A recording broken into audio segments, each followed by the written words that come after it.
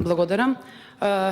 Благодарам на колешката Мира Стојчевска што ќе даде поддршка за овој амандман.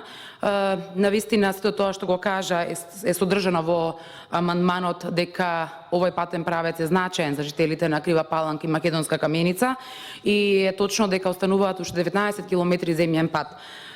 Почитувана колешке, амандманот го поднесуваме затоа што пари во Јавното претпријатие за државни патишта се обезбедени уште од 2016 година од претходната влада, но еве 3 години како изминуваат веќе од како Социјалдемократскиот сојуз е на власт и овие средства не се искористени, односно не се наменети за реализација на овој патен правец, па оттука и сомнежот кај сите нас дека средствата кои што беа предвидени за овој патен правец можеби се потрошени за репрезентација или пак за јаткасти плодови.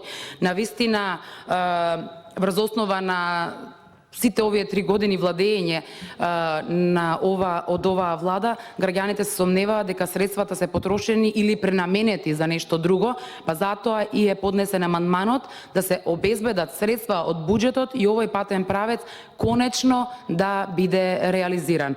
Значаен е и за Македонска Каменица и за Крива Паланка. И да, навистина ќе нагласам од оваа говорница. Крива Паланка и Македонска Каменица се општини кои што се наоѓаат во Република Македонија. И вие, како пратеничка од Источна Македонија, немате забрана, почитувана колешке, да го користите зборот Македонија. Тоа право никој не може да ви го скрати. Благодарам.